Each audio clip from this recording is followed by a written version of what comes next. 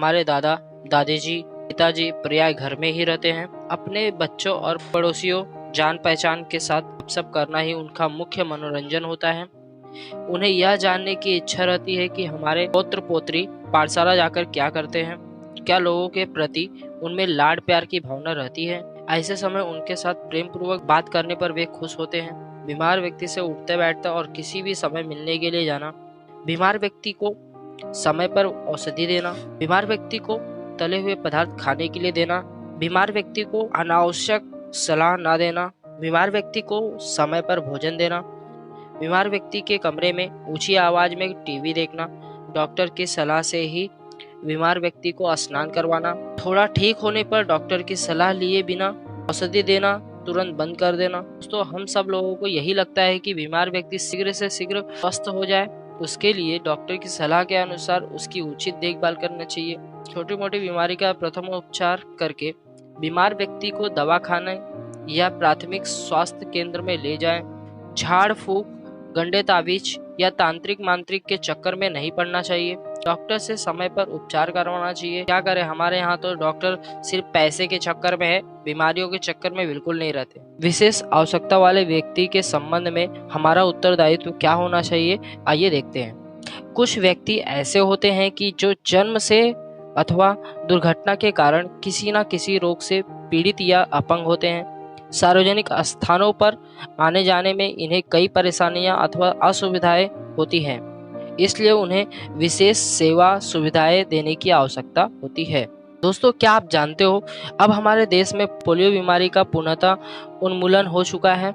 इस कार्य के लिए विश्व स्वास्थ्य संगठन ने हमारे देश की प्रशंसा की है। पिछले कई वर्षों से सरकार द्वारा पोलियो के टीके लगवाने का अभियान चलाया जा रहा है। उसी के कारण पोलियो के उन्मूलन का श्रेय हमें प्राप्त हुआ है। दो बूंद जिंदगी के यह घोष कथन आपने टीवियों पर देखे होंगे। कई अभिनेता इसके एडवर्टाइजमेंट करते हैं। दोस्तों, क्या आप यह भी जानते हो, देश के कुछ अस्पतालों में वर्तमान समय में रोगी व्यक्ति की सेवा शुश्रूषा के लिए रोबो का उपयोग किया जाता है। हाथ में सफेद छड़ी लेकर सड़क पर चलते हुए किसी दृष्टिहीन व्यक्ति को तुमने देखा होगा। सफेद छड़ी की सहायता से दृष्टिहीन व्यक्ति सार्वजनिक स्थानों पर आसानी से चल फिर सकते हैं। कुछ इमारतों में लगी लिफ्ट में मंजिलों के क्रमांक ब्रेल लिपि से लिखे होते हैं। इस सुविधा के कारण अंध व्यक्ति बिना किसी की सहायता के अपने अपेक्षित मंजिले पर जा सकता है। इसी प्रकार मतदान यंत्रों पर भी कई ब्रेल लिपि की सुविधा द्वारा दृष्टिहीन व्यक्ति भी अपने लोगों की तरह गुप्त मतदान कर सकते हैं। दृष्टिहीन व्यक्ति स्पर्श की लिपि का उपयोग करके लिख पढ़ सकते हैं। इस लिपि को ब्रेल लिपि कहते हैं। इस लिपि में प्रत्येक अक्षर के लिए कुछ बिंदियां निर्धारित होती हैं। कागज पर बिंदुओं को उठाव दिया जाता है। कागज पर बनी हुई उन उठावदार बिंदुओं को स्पर्श करके दृष्टिहीन व्यक्ति लिखे गए पाठ्यांश को पढ़ सकता है। हम अपनी पसंद की कोई भी कहानी अपने दृष्टिहीन साथी या सहेली को पढ़कर सुना सकते हैं। बहरे लोग यानी कि जो सुन नहीं सकते, उन लोगों के लिए सांकेतिक भाषा होती है। बोलने वाले के ओठों की गतिविधियों को देखकर बोली गई बातों को समझने की तकनीक भी उन्हें सिखाई जाती है। यदि हम आराम से और स्पष्ट रूप से उनके साथ बोले तो उन्हें हमारी बातचीत समझ में आती है। ऐसा करके हम उनके साथ गपशप भी कर सकते हैं। सांकेतिक भाषा में बहरे लोगों से संबंधित समाचार भी दूरदर्शन पर दिए जाते हैं। सुधा चंद्रन नामक नर्तकी हैं जो भरतनाट्यम में पारंगत हैं। किसी दुर्घटना में उन्हें अपना एक पैर खोना पड़ा, फिर भी कृत्रिम पैर लगाकर उन्होंने संकल्प के बल पर अपना नृत्य एवं अभियान सतत चलाए रखा है। रविंद्र जैन दृष्टिहीन व्यक्ति हैं।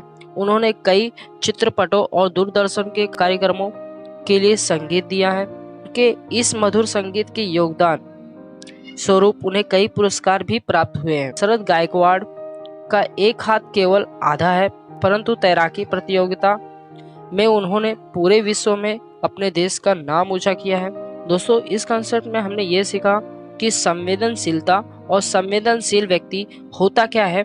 दोस्तों, संवेदनशीलता और संवेदनशील क्या होता है वो मैं आपको बता देता हूँ कि अपने परिवार तथा परिसर के लोगों की कठिनाइयों को समझने अथवा समय पर उनकी सहायता करने से संबंधित व्यवहार को संवेदनशीलता कहते हैं। ऐसे सहायक को संवेदनशील व्यक्ति कहते हैं। और भी देखते हैं हमने इस पाठ से हमने क्या सीखा। अपने परिवार अथवा अपने आसपास रहने वाले वृद्ध, बीमार और विशेष आवश्यकता वाले व्यक्ति के साथ प्रेम पूर्वक और सम्मान पूर्वक व्यवहार करना चाहिए। संवेदनशीलता द्वारा हमारे अंदर सहायता करने की प्रवृत्ति का विकास होता है।